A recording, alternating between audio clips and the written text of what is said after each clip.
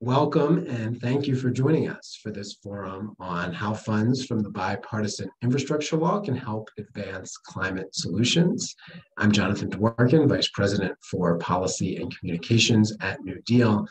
With today's event, we are so excited to formally launch an initiative supported by our friends at Third Way to help NewDEAL leaders maximize the climate benefits of federal funds from the Infrastructure Law and we hope from the Build Back Better Act as well once it passes.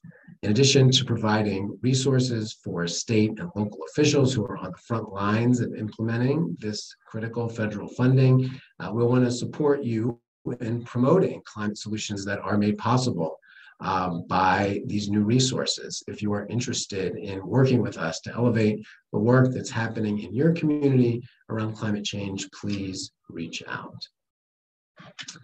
The effort that we're undertaking now really builds on the work of the NewDEAL Forum Climate Policy Group and its co-chairs, Norfolk, Virginia Councilwoman Andria McClellan and Wisconsin Lieutenant Governor Mandela Barnes. I know one or both of them may be joining us today, so many thanks to them for their leadership and for their efforts in helping us publish recommendations for state and local climate solutions. We invite you to check those out on the NewDEAL Forum website, newdealforum.org.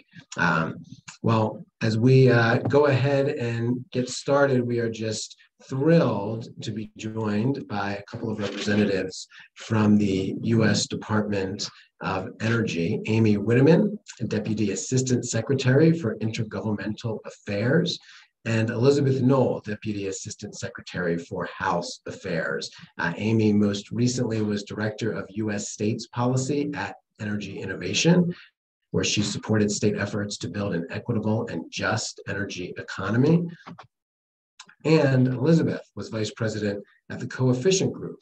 Before that, worked for the Natural Resources Defense Council, where she oversaw federal clean energy policy. So Aimee and Elizabeth, so thrilled for you to join us and thank you for making the time for this presentation about what funds are going to be coming out of the Department of Energy and what folks should be aware of and where the potential is for state and local officials to really make progress on climate change. Thanks, Jonathan. Elizabeth's going to kick us off. I'm going to share my screen. Yes. Awesome. So while Aimee is sharing her screen, thank you, Jonathan, and thanks everyone that's on the phone or the virtual screen here today. Really appreciate this opportunity to present to you guys on the Bipartisan Infrastructure Law. Next slide. Aimee and I are going to tag team this. I'll go first and kind of give you a rundown, and then she's going to dive into some of the additional details. And I am always just bothered by seeing a picture of myself. So on to the next slide, Aimee.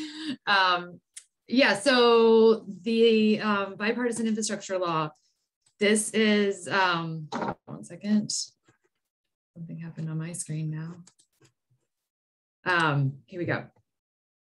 This is a historic investment and the largest change to the Department of Energy since its founding in 1977.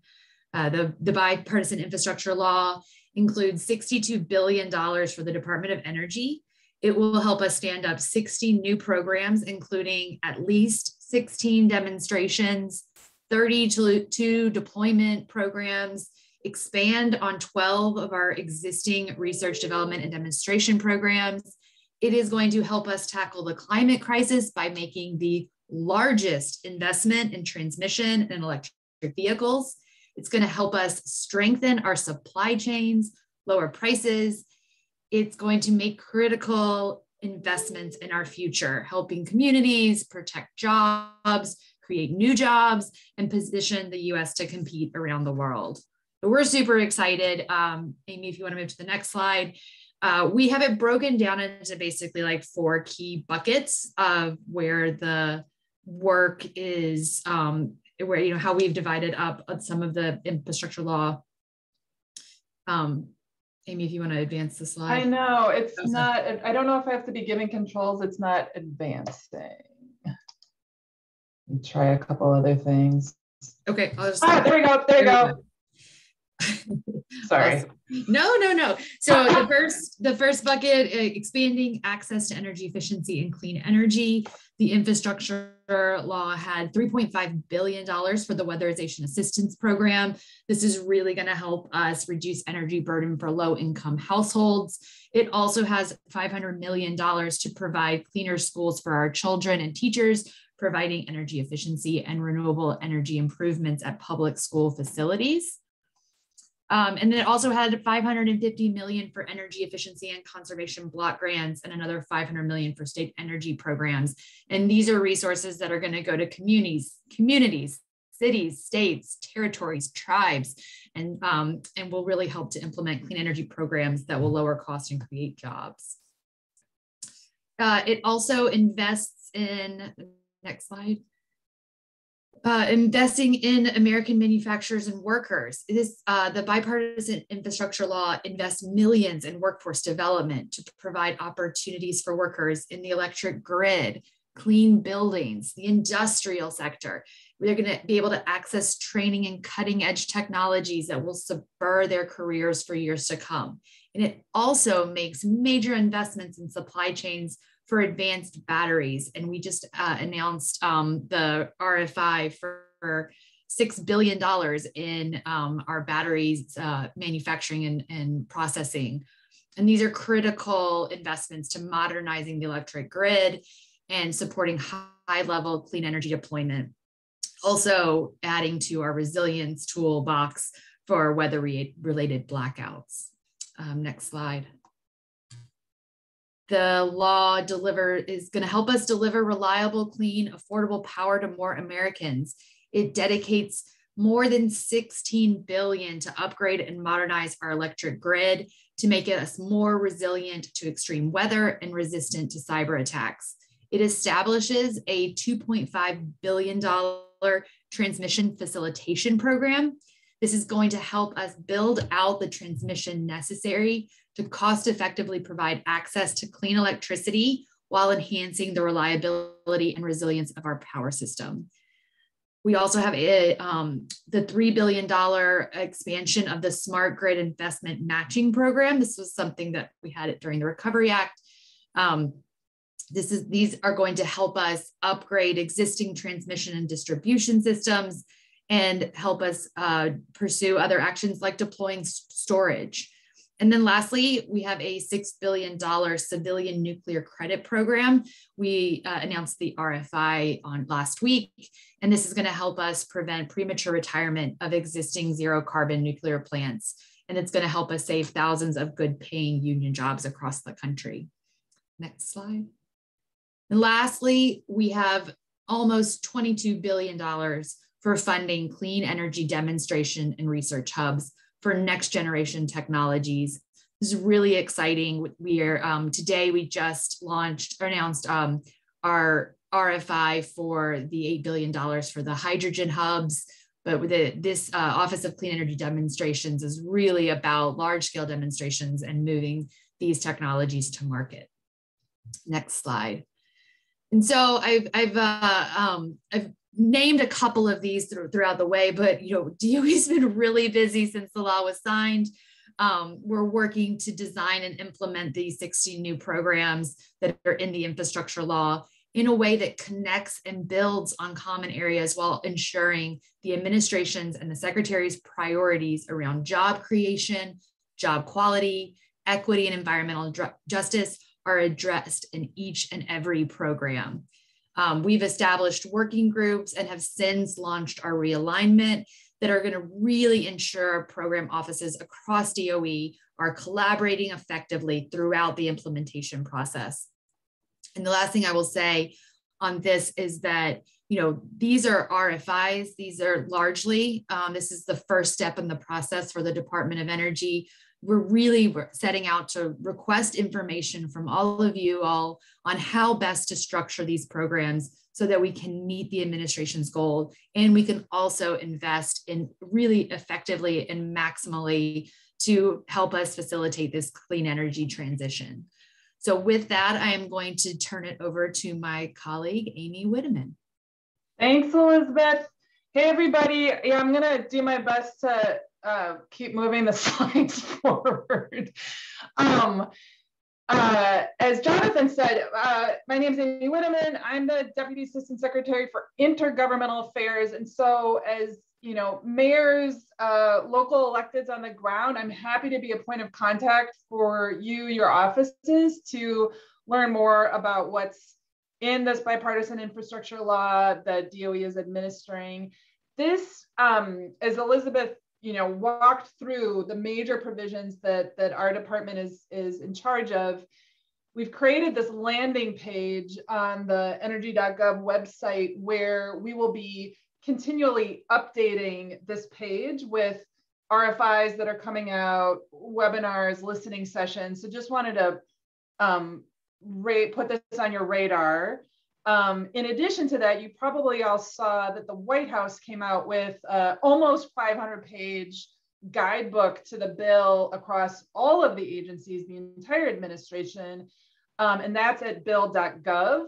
And so between these two websites, I hope you'll be able to find a lot of what you're looking for. Obviously, our partners at agencies like Department of Transportation and Commerce also have websites, but we will be updating this in the weeks and months to come.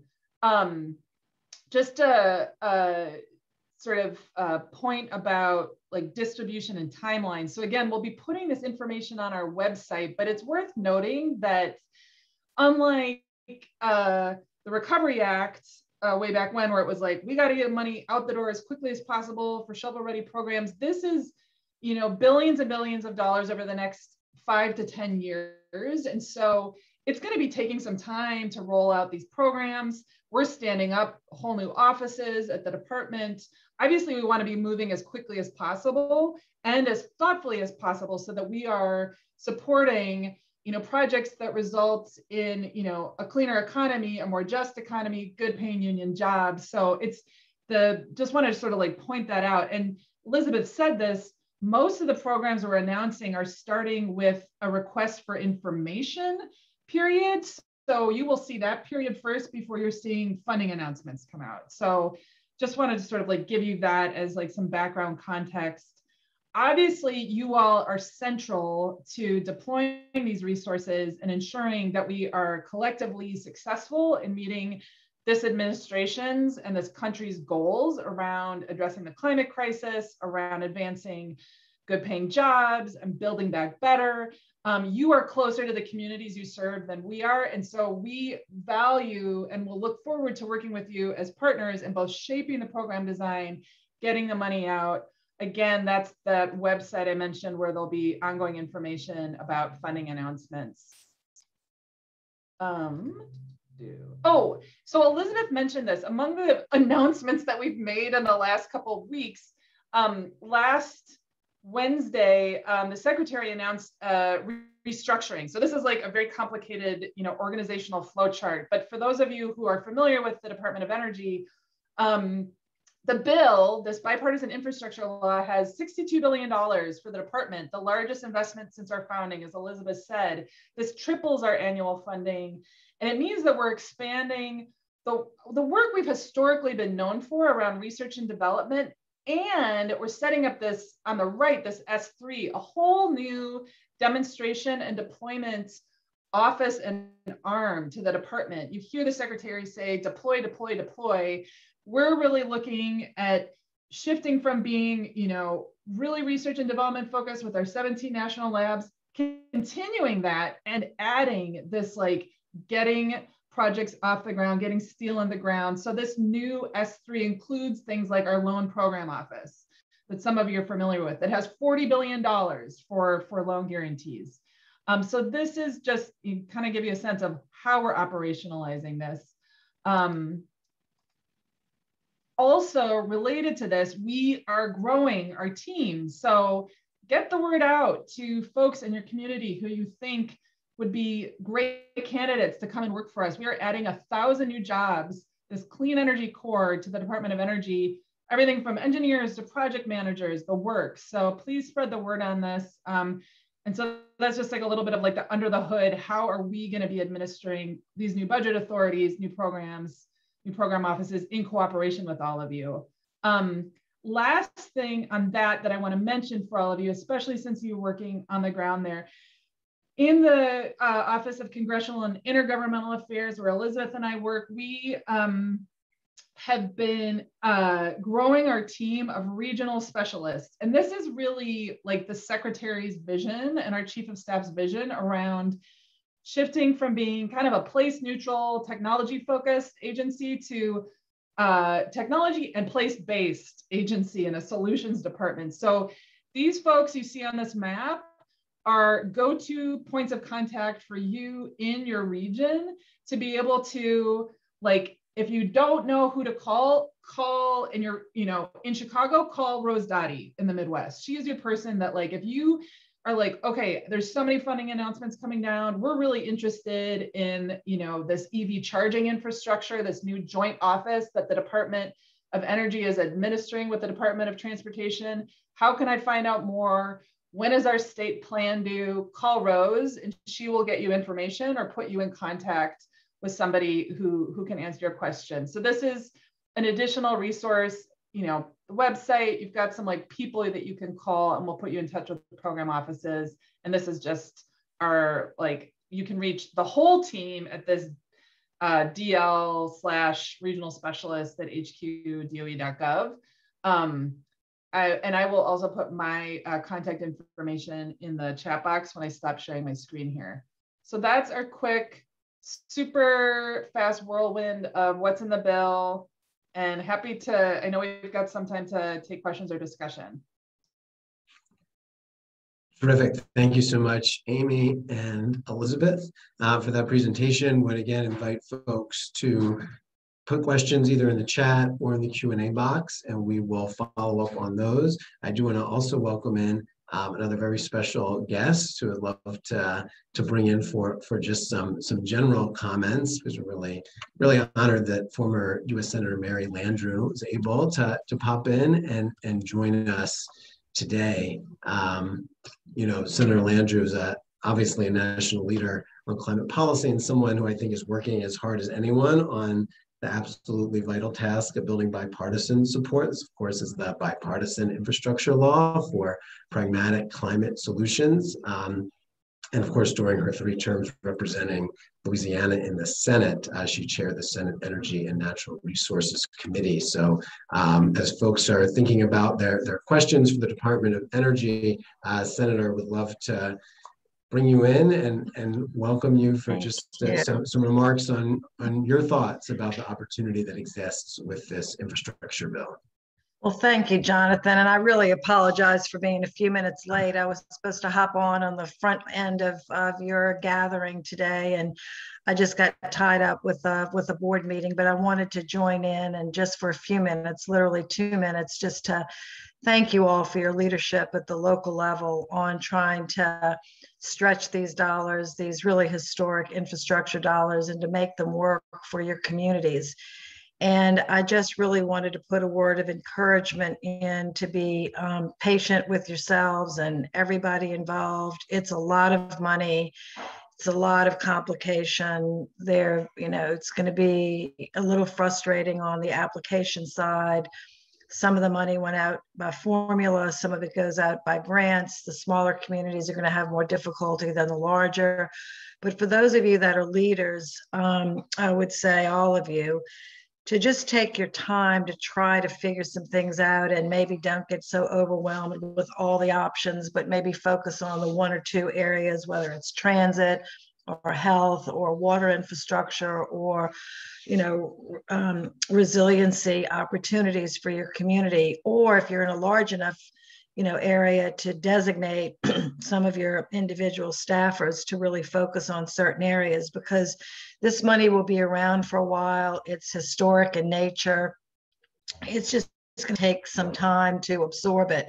But it is exciting to think about the climate opportunities. The final point I'll make is I really wish I had a more positive comment or positive outlook to give you all about congressional action on climate. I mean, obviously, there have been some things that have been done, major pieces of legislation that have been passed over the course of the last, 2 years or a year and a half, I guess. last year, but right now Congress seems just to be stumped on, particularly in the Senate, what to do for Build Back Better. And there are lots of climate provisions that are on hold until that gets worked out. But at the local level and, in a regulatory framework, there's some things that are moving forward. So that's all I'll say. I know that was very high level and very brief, but I didn't want to take any more time. But thank you guys so much for everything that you're doing, and for the Third Way, and for Jonathan's group and new leaders. We really are looking to you all for some good feedback and good leadership at the local level. So thanks a million. Yeah, well, thank you, Senator, and thank you for your continued leadership, and a good, I think, transition into some of the questions that are out there about, what kind of impact this funding can be happening for, Aimee and Elizabeth. Maybe we'll just go through some of the questions that have come through. One about whether this is back, I think, Elizabeth, some of the buckets that you listed out, whether these are all exclusive buckets or if there is some overlap in the allocation areas you listed. Yeah, and these are just kind of how we were organizing ourselves. And then Aimee drilled down a bit further into the way that the department has realigned itself.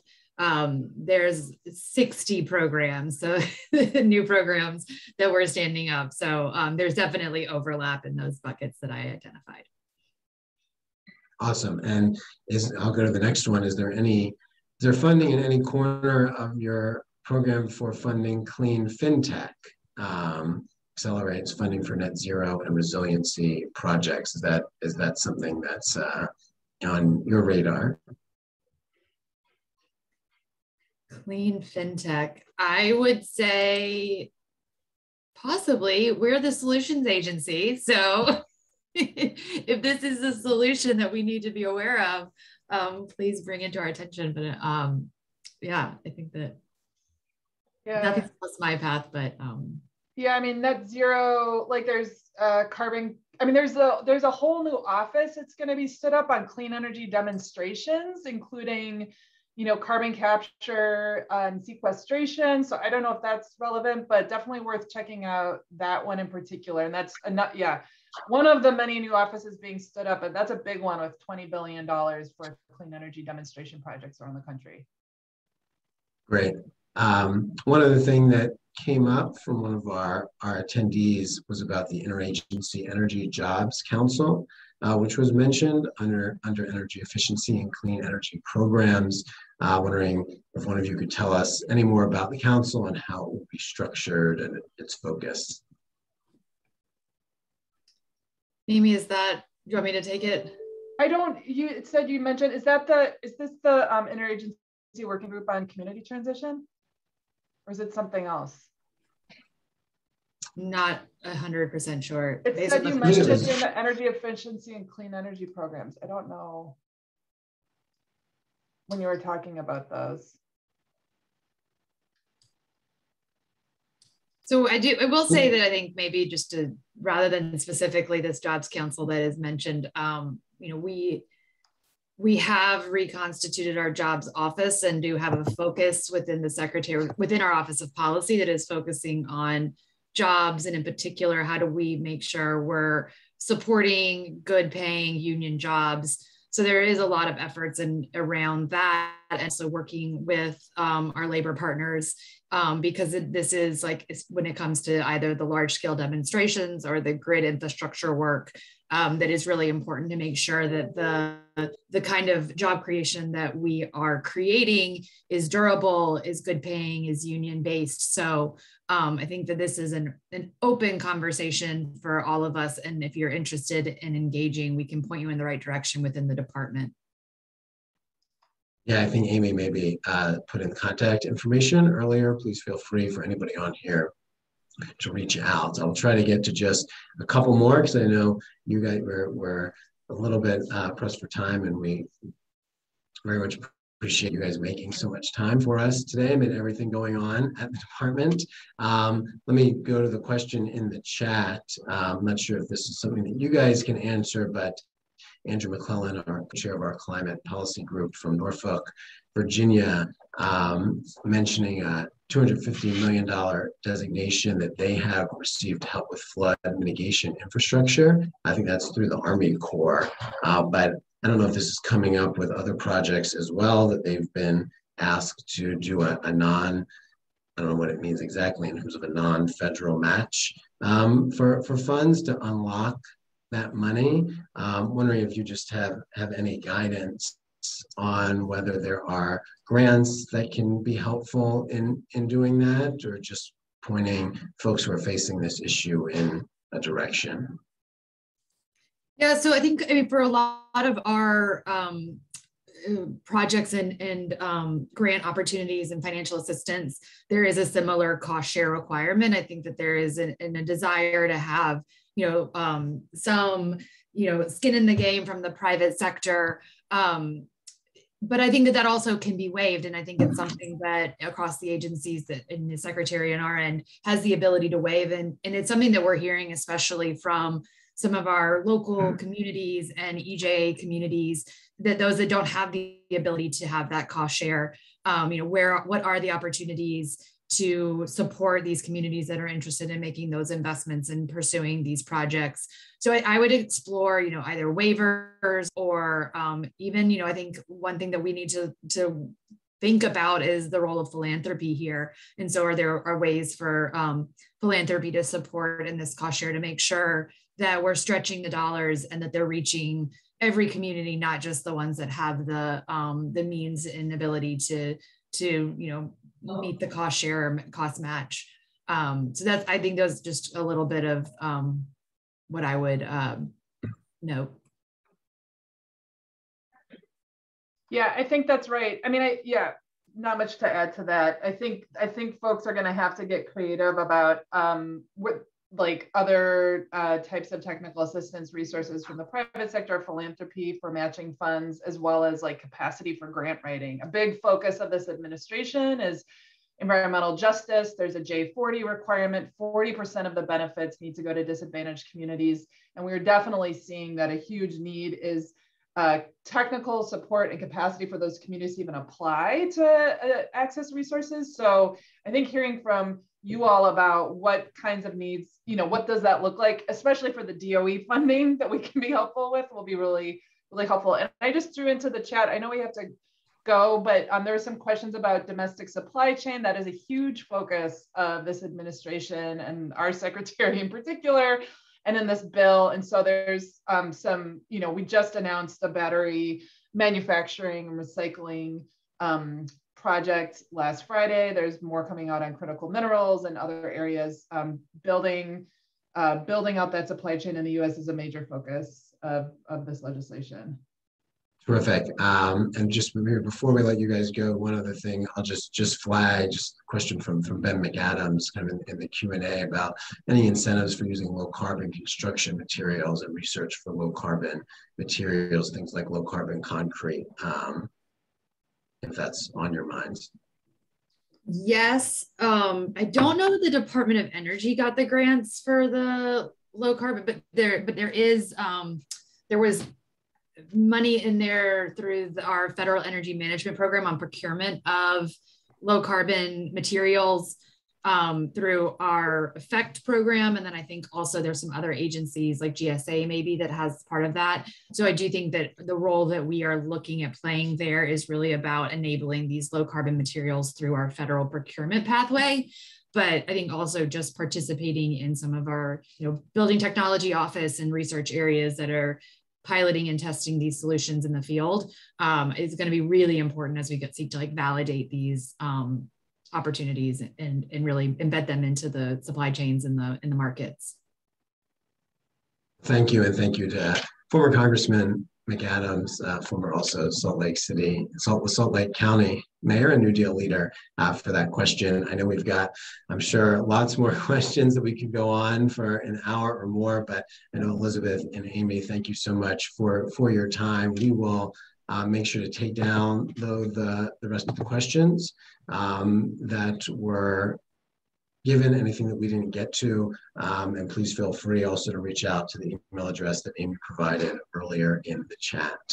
But thank you guys so much for being with us. Thank you. Thanks. Take care. Great. Well, as we pivot to the next portion of the program, I want to welcome in some of our other speakers. I'll bring in Ryan Fitzpatrick, who's the director of the Climate and Energy Program at Third Way. And then we're also going to hear from a couple of folks who are working in the States on ideas about what to do with funds from the infrastructure law. So before we get to that, thank you to Ryan for joining us. And thank you to Third Way for your partnership in this effort. Great, yeah, thanks, Jonathan. And I'll try and be super quick, but as Jonathan said, I'm Ryan Fitzpatrick. I'm the director of the Climate and Energy Program at Third Way, and we're a advocacy and think tank that we work mostly in federal policy, but I love getting the opportunity to work with state and local leaders because we learn a lot. We have ideas we can borrow and try and run up the chain at the federal level. So I'm really happy to be here. As Elizabeth and Aimee explained, the bipartisan bill is making historic investments to build American infrastructure. It's a huge development, and we're going to see its impacts across all regions of the country over the next several years. But one thing I did want to raise in this conversation is that there's still stuff that we need. There are additional incentives that will help more of our communities, our households, businesses get access to that infrastructure. And maximize the economic and workforce and environmental benefits that it can offer. So, in the reconciliation package, something known as Build Back Better Act, there are some very strong climate and energy provisions. Among them are, tax credits that bring down the cost of clean energy and efficiency, so we can deploy more of that in our communities. Incentives to build stronger, more resilient power grids. Grants and loans that help specifically rural areas of the country so they too can invest in clean energy. Incentives to keep nuclear power plants safely operating and avoid premature closure, which we know can devastate local economies. We've got projects or incentives to reward projects that use domestically produced materials so that we can support American manufacturing. Incentives to retool and build new manufacturing facilities that produce all kinds of clean energy products, components. So there's a lot in here that we still need to get to. And if we can get those climate and energy provisions over the finish line in a reconciliation bill in Congress, the US is going to have a much better chance of meeting our emissions goals and avoiding the worst impacts of climate change. We could probably address up to half of our overall emissions and stay on track that way. We're going to be able to cut consumer costs by somewhere between 2 and 4% off the energy bills that are paid by households and businesses. And when you think about inflation was 7% in January. That's terrible. Inflation just for energy in January was 27%. So that's really something we need to figure out how to control and manage for overall economic health in the long term. And this reconciliation bill can help us do that. And then it's also going to be giving our US businesses and workers the advantage that they need to compete globally for some of the fastest growing, the most lucrative energy markets in the world. So I wholeheartedly encourage all the folks who are on today to take advantage of the amazing resources that are being offered and made available through the Bipartisan Infrastructure Law, but also make sure that you are voicing your support for your federal delegations to keep the pressure on for these additional climate and energy incentives from the Build Back Better Act that Congress still needs to move. And I'll wrap up there. But again, Jonathan, NewDEAL, thanks for having us. And I've really been enjoying the conversation.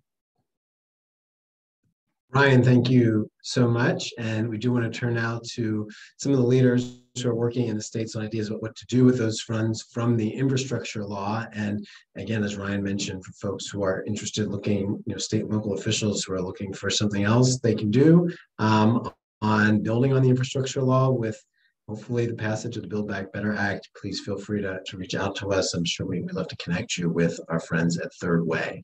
But now it's a pleasure to welcome Shalini Vachala, Executive Director of the San Diego Regional Policy and Innovation Center and Senior Fellow with the Brookings Metropolitan Policy Program. She's joined by NewDEAL leader and Michigan State Senator Mallory McMorrow, represents Oakland County outside Detroit, and was a member of the Committee on Economic and Small Business Development, as well as the Committee on Energy and Technology. So, Shalini, why don't I go ahead and turn it over to you to get us started with this portion of the program. Wonderful.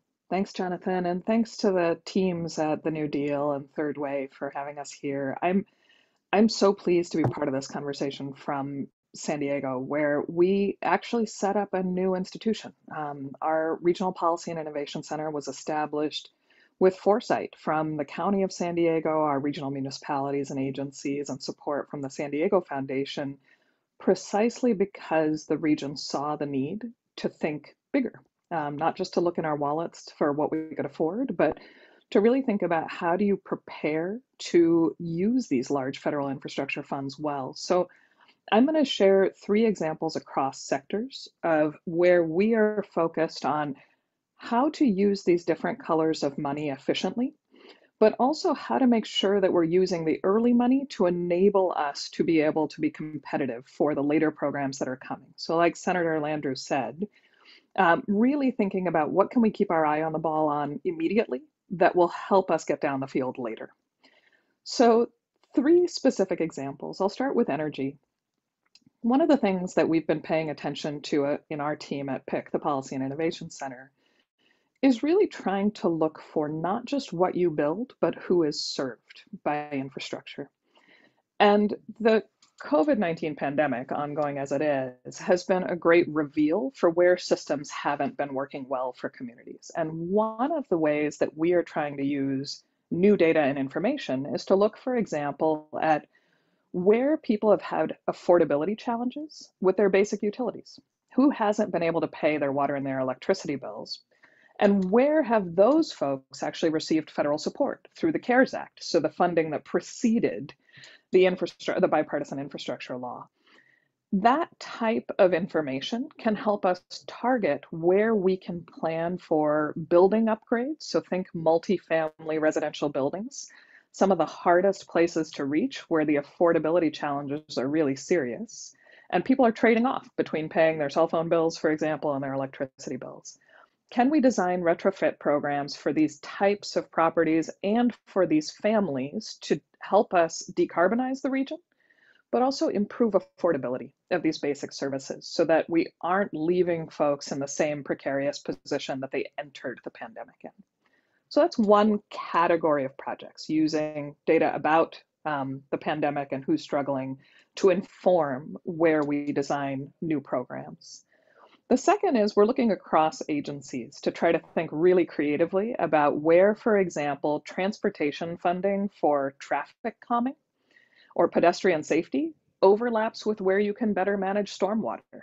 If you're already cutting out curbs or improving crosswalks or putting in medians and street traffic circles, wonderful. Build them like bathtubs, catch any excess water, right? And that's a really good way of making sure that you get 2 colors of money for maybe 2 needs that have been underfunded chronically over the last decade. The last thing I'll say is we've been really focused on identifying bottlenecks. Where, for example, could even Rescue Act funding for water and wastewater upgrades help us unblock housing infill projects where wastewater and water infrastructure needs to be upgraded in order to add housing? And I'm so interested about the overlap with, for example, Michigan, where in some places you have wildly overbuilt infrastructure for populations that have changed pretty dramatically. And in places here in San Diego County, we're really looking to densify and deal with a housing crisis. Both of these bookend challenges are where the infrastructure doesn't match the need. And if we think about the retrofits that we can make in one system that kind of unblock investment in another area, whether it's housing or school upgrades, I think we'll be able to generate a huge number of creative projects. And so I think for our team, we're really excited about this opportunity and taking Senator Landrieu's comments to heart, which is start somewhere, start fast, use the money that's in hand to help prepare for bigger money down the road. So I will pause there. Terrific. Thank you, Shalini. Let me turn over to Senator McMorrow in Michigan. Thank you. Hi, everybody. Thank you so much for having me. I am State Senator Mallory Morrow, and it's a really exciting time in Michigan. So I have now served here in the legislature for a little over 3 years, and we're seeing a lot of the same opportunities and challenges that we saw at the beginning of the pandemic, frankly, where we had relief dollars coming down, but if you were a small business, a local municipality, it was just a lack of understanding of how to connect to these dollars. So that, I think, as we look towards the federal infrastructure dollars, is a real opportunity. You know, when you think about Michigan, we have issues like water quality. Michigan became known nationally, unfortunately, for the Flint water crisis. And now Michigan has the strictest lead water requirement in the country. We are now leading the nation in eliminating lead contamination from our water. And we've seen that this isn't just an issue in low-income communities in Flint with the source of the water, but it is an issue everywhere. This is simply how we built our infrastructure in the past, and we need to get these pipes out of the ground. On the flip side, Michigan looks at infrastructure and climate as a huge opportunity. We are a state that manufactures cars. We had a huge recent investment that I know the Biden administration was celebrating along with us with GM and a new battery plant and shifting to EVs. So what we are doing in my office and kind of all the way down, starting with Governor Gretchen Whitmer just announced the creation of the Michigan Infrastructure Office, which is a new office that will be tasked with facilitating these dollars.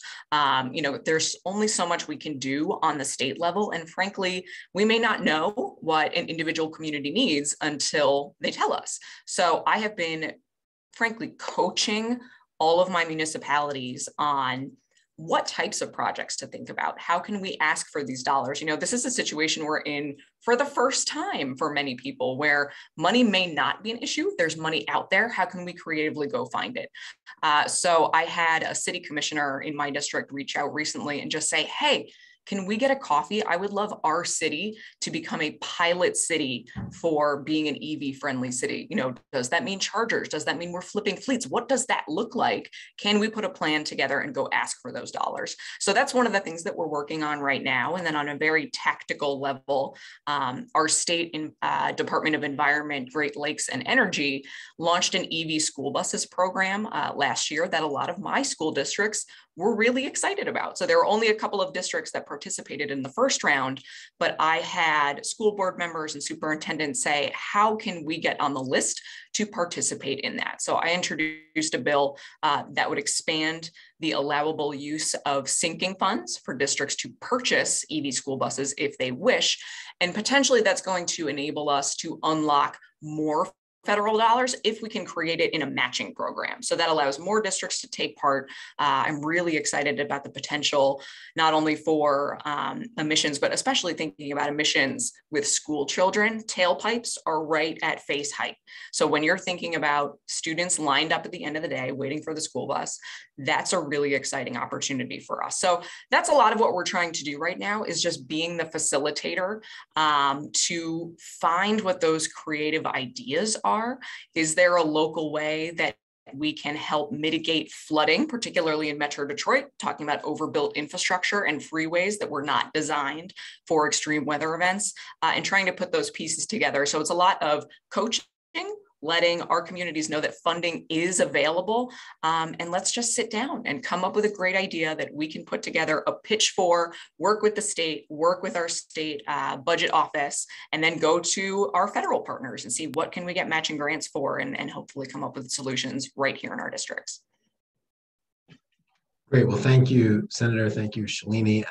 We do have some time remaining for some questions. Before I go to that, I want to mention just a couple of our great partners who have been joining us today. I would invite them to weigh in on the conversation as well if they'd like, including Trenton Allen, who's CEO of Sustainable Capital Advisors, who has presented at NewDEAL events before and is a great resource for how to even truly maximize and get more bang for your buck and leverage the infrastructure funds for even more money. So we thank Trenton for his partnership. Also want to mention one other program that I don't think has come up yet that was flagged by our friends at VIA, which is through the Department of Transportation. Obviously, we heard from folks at the Department of Energy, but there's also a big program in this infrastructure law called the New Carbon Reduction Formula Program, which is all about reducing transportation emissions through funding projects and requiring states to develop carbon reduction plans, and something just for folks to watch out for those funds going to regional planning organizations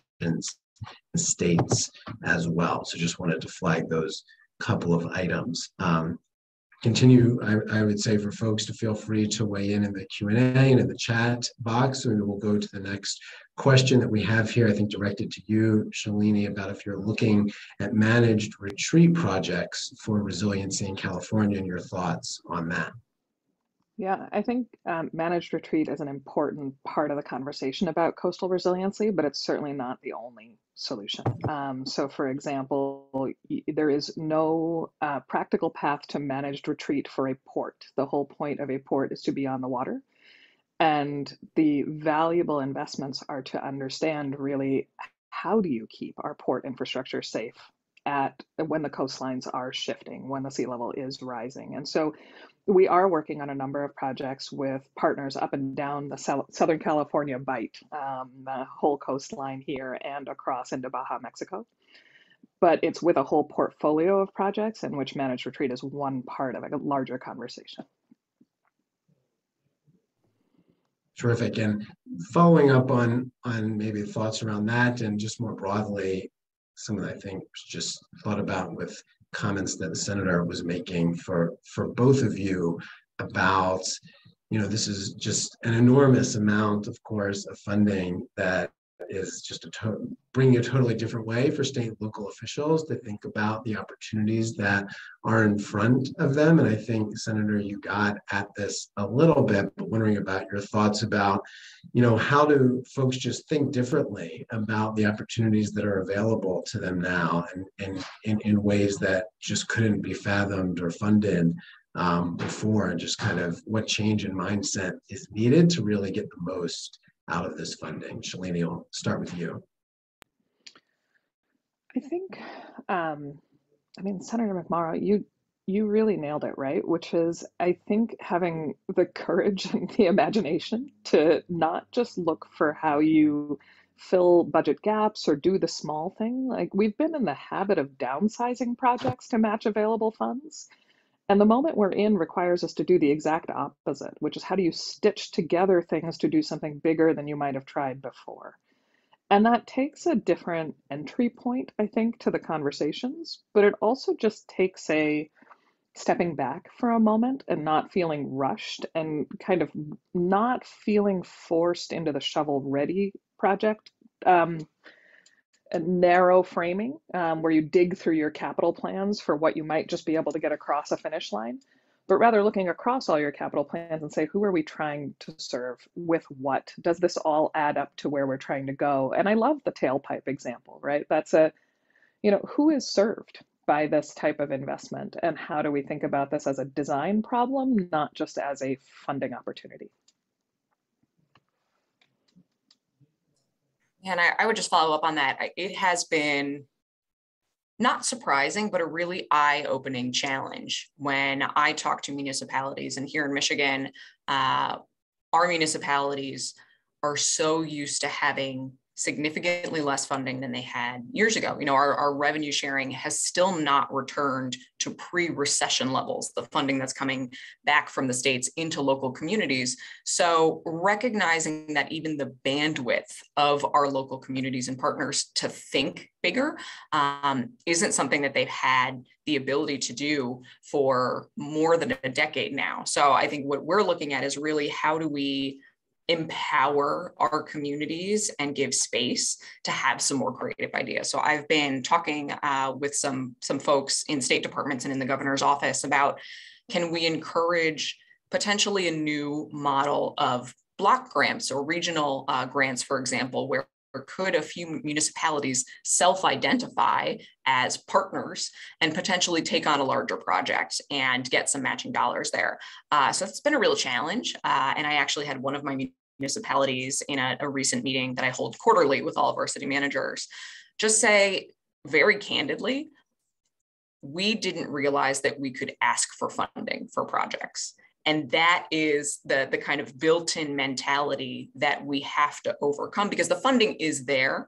And the worst case scenario is that it doesn't come back into our communities, or frankly, it's being wasted on things that aren't impactful.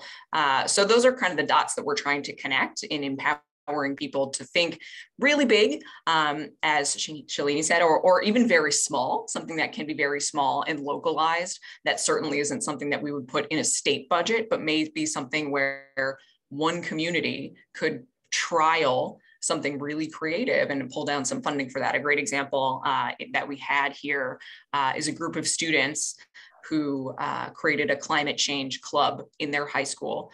They wanted to see if they could power one of their school buildings with solar panels. So independently, they partnered with local philanthropy.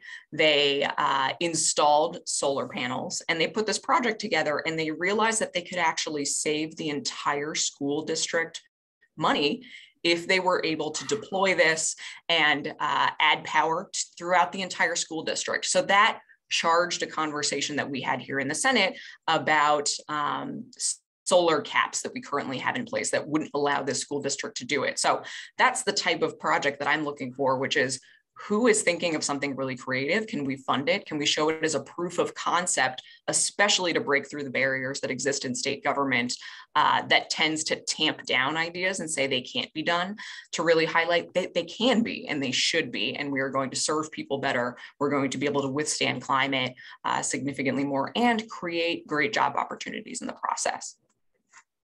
Thank you. And I think those answers really get to one of the other questions that's come up about what are the challenges beyond just funding, to making the promise of all these, all of this funding real. Why don't we bring in a couple of the other folks who have come up in discussion today, including our friend Trenton Allen, CEO of Sustainable Capital Advisors. I know has worked a lot with the Department of Energy, and maybe your thoughts, Trenton, on ways folks can make the most of these funding opportunities, and then maybe we'll close it out with our climate co-chair, Andria McClellan. Thanks, Jonathan. It's a pleasure to join all those who've spoken before me here. I just want to take a couple minutes here just really to amplify many of the comments that were made, particularly by Senator Landrieu, but also Senator McMorrow, as well as Shalini. And that is really to when you think about sort of the federal dollars that are available, is to think as big as you possibly can. Don't size the solution with just the funding that's available from the Department of Energy, because many times that'll end up creating potentially sometimes a suboptimal sort of response. And the reason I say that in the context from a finance standpoint is because if you think about sort of the federal apparatus in general, there's monies that are overlapping from many different agencies across the federal government. And so while the Department of Energy may have a particular large sum of money, but as you break it down to many of this project level, it becomes smaller. There's also a Department of Transportation who is tackling different angles of that particular project. It could be HUD, it could be USDA, it could be Department of Commerce, it could be even the Defense Department. And so as we think about sort of how you finance projects, think about sort of how it intersects. Energy, as an example that was provided, there's an energy and water component that overlays. There's an opportunity there potentially for DOE and EPA monies to come together, whether it might be other types of funding. So I think about it in that particular context of think about the projects and the impacts and the solutions and who you're serving, and think about it as broad as context, and then overlay where the dollars may be to sort of identify sort of how the federal government can support that. And then lastly, if there is still a gap, there are many entities across all of our communities that could be tapped into potentially to figure out sort of how we find some of that final gap capital. And that can be either green banks that have been created around the country in many different states. as well as CDFIs or community-led banks. And so there are ways to even fund some of these particular gaps that exist, and philanthropy could fill that gap as well. But my experience says that think about what you're looking to fund, and then use the federal apparatus to sort of think through how you get some of the funding and then fill the gaps in from there. Trenton, thank you for that really helpful way to think about this. Councilwoman McClellan. Yeah, I would just say thank you as always to our friends at NewDEAL and the Third Way for the opportunity to learn today. The New Deal is really about thinking differently, not doing things the same old way. As the senator said, thinking about things regionally, dual benefits or more for every project that we are looking at. And at the local level, we never have had enough money, and then all of a sudden you have too much. And there's a real stress with that. I think one of the challenges that is also happening at the local level is that these funds are most often one-time funds. And so we struggle between programmatic needs that won't be funded in an ongoing way, as well as one-time needs, one-time funding. So there's a real tension there too. I think it's important, and I really appreciated the folks from the Department of Energy earlier helping me think about our non-federal match as we think about some of the funding that's coming down, looking at the philanthropic community, looking at the private sector. That really hasn't been on my radar. And so I can't wait to take that back to our city manager. And I think we need to figure out those public-private partnerships, what they look like more, and if there are other best practices. So I just thank you for the enlightening conversation at lunchtime. It's good to see everybody here. I wasn't planning on hopping on, so sorry I don't look as good as the rest of you, but I really do appreciate the opportunity, and I hope everybody's well. I can't wait to see you in person. Great, Councilwoman. Thank you. As always, thank you for your leadership as co-chair of our climate policy group. And I think we're right at 2 o'clock and a good place to wrap there, and good things for us to be thinking about for future conversations. As I alluded to at the beginning of the program, this will be an ongoing effort to support New Deal leaders in identifying the opportunities around the infrastructure law, and hopefully the Build Back Better Act as well, to invest in climate solutions, and then not only to identify them and understand them, but also to promote the successes so that more people around the country are understanding what's happening and the good things that are happening as a result of this funding. So stay tuned for future programming on this, and as well as future programming from New Deal on our Implementing the Recovery series, not just in climate change, but in other areas where there's opportunities around the federal funds. And finally, please save the date for our Ideas Summit coming up in May in Philadelphia, May 23rd and 24th. Reach out to us with any questions. So with that, just thank you so much for our friends at the Department of Energy, Aimee and Elizabeth, Senator Landrieu for joining us, Shalini and Senator McMorrow for your comments, and also Trenton and Councilwoman McClellan as well. And I think that's all for now. Look forward to seeing you all again very soon. Thank you.